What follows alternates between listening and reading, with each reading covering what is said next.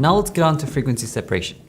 So this is not a part of my workflow normally, especially in the last few years. I've almost removed that entirely. But I want to show you for a couple of reasons. One is it can be handy in a few instances. And I want to show you those instances. And I figured if I don't show you those instances, you'll learn the wrong way to do it. And I don't want you to learn the wrong way to do it. So I at least want to acknowledge that it exists. And I want to show you some of the reasons why I use it. In the previous chapters, we've already talked about frequency separation. So go to those to check out some introductions about how to use it and set it up. However, this time I'm going to get straight into just putting it there and working with it. First thing first. Okay, we already talked about, the separation, what they mean, the values to use, and things like that. However, we're going to talk about application now. Okay, even more importantly. So let's go ahead and run the action like we did before. I'm going to set a radius about, that's about right. It looks like it's out of focus. There's nothing sharp. All the detail is pretty much in the coloring now. I'm going to go maybe a little bit higher. Same thing with the shoulder here. Even the hair here. Everything looks like it's out of focus, and that's kind of where we want to be with this. Right, we see a color. That's perfect. Let's say hit OK.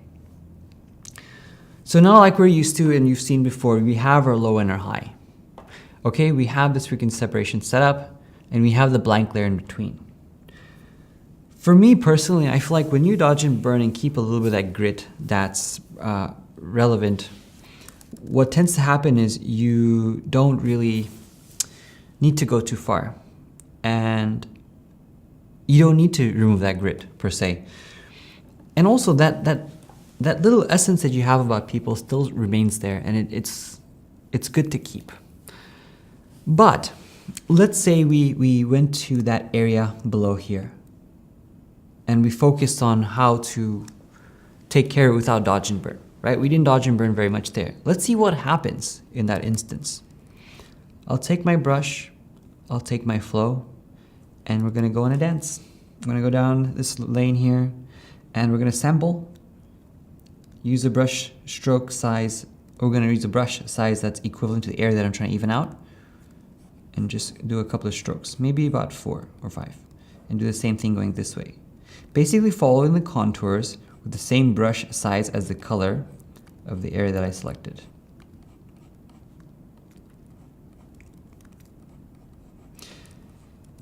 It's also not to say that if you use this, it's wrong. But what it is to say is that we all do have our own preferences. I want to show you some of the advantages and disadvantages. So I'm just doing a few strokes. I'm going to turn this on and off. You see that it evens out the skin. But what it does also do is I'm going to erase a little bit of that and read it again. It also moves around the tones just a bit.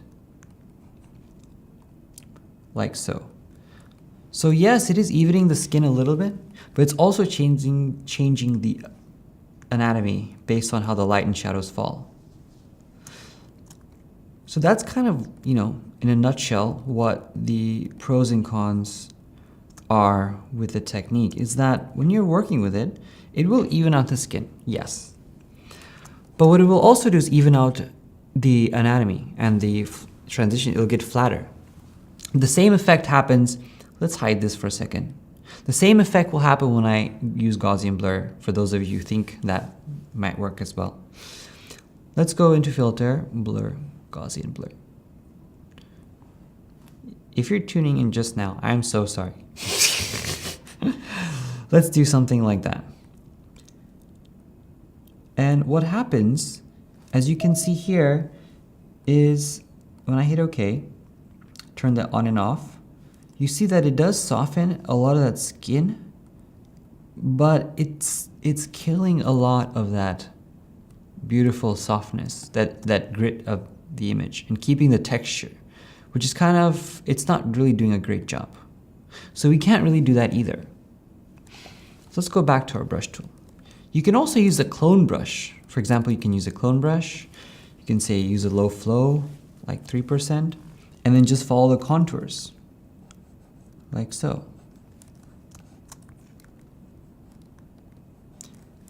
That's also another method in which people do. But the same thing can happen. Is the best thing is when you dodge and burn first, just like I did, and then start evening out maybe just a touch of it with 1 stroke or 2 strokes, you have less of a risk of moving around anatomy and the perception of it. Because through light and shadow, you perceive what the anatomy is, right? Through where the light falls and the transitions happen, that's how you know the size of the bone or the cheekbone or whatever it is. So when I do 1 or 2 strokes with a low flow, it softens the grit of that skin just a little bit at pixel level, but keeps the shape of the face. And the same thing happens whenever I do these transitions.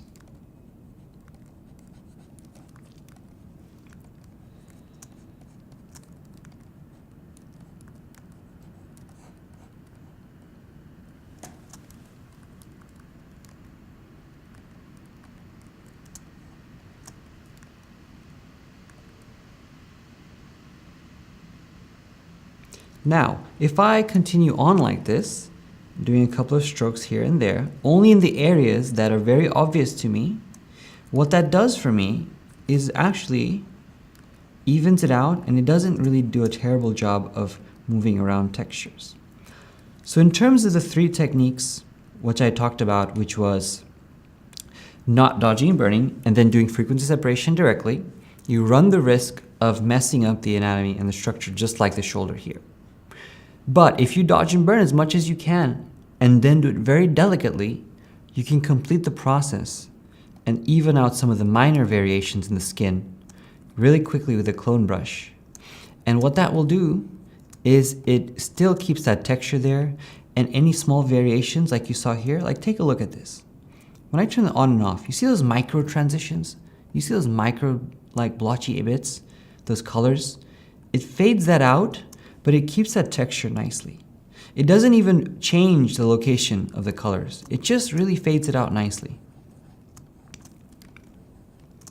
So you take a clone brush, a soft hardness and 3% flow, and then only do 1 or 2 strokes on each area, or 3 at max. And that will really, I think, stop you from going too far. Think of this as tricycle wheels, right? Where you have your learning wheels. You can dodge and burn first, but when you don't get as far as you'd like to go, you put the training wheels on and you can see how far you should be going. But then when you're done with your training wheels, you take them off and you do the rest through dodge and burn.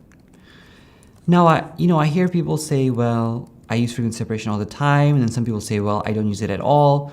There's everybody in different camps, right? Everybody has different opinions. Ultimately, do exactly what you want to do. And as long as you get to your end result, as long as your clients like what you've done, then what does it matter? I think that, you have a style, and everything is art aside from that. You can even do these little hands here. You can just bring that around, just even some of that tonage out.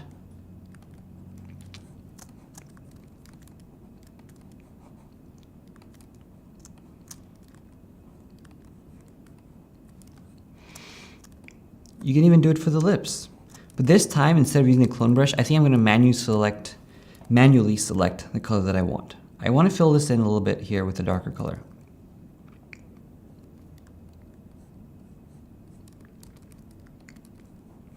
So I guess it does go to show you that if you're after that look where it's almost flawless but still has a texture, that would probably be the most optimal solution, by using a little bit of the dodge and burn for the most part, and then going back with your clone brush in between the frequency separation to even that out. It's definitely one of those things, if you don't like something, that's good, but have a reason for why it is, and have a reason for what it actually can do well in. But when you see things like this where there's, little patches, I can use the regular brush and just come back in with a darker color and just fill that in. And sometimes it works really well for that too. And I'll do the same thing with a brush and makeup in case I want to change the intensity as well. Even works for the color under the eyes here. Softens up that darker shade that was in the crevices. Again, it will fill in the eyebrow if I sample a darker color like eyebrow pencil.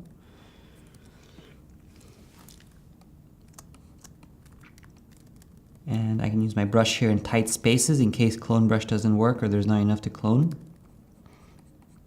Just 3 or 4 strokes, okay?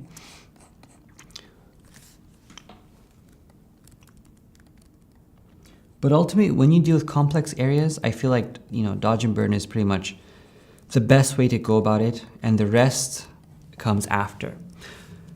That's my preference. I know a lot of people have their own, but ultimately I hope, that gave you a good overview on how that looks. Another thing frequency separation can do, lastly, is there's a missing texture piece here. I would ultimately just clone that in the regular stages, but with this high layer being separate, I can take my clone brush, but this time set it to current layer, and then I can take clone brush here and just fill that in. And just like that, only the texture carried over without the color following through. So it gives a good opportunity to fill in different textures based on whatever it is that you want to do. Let's see, so aside from that, let's pull out here for a second.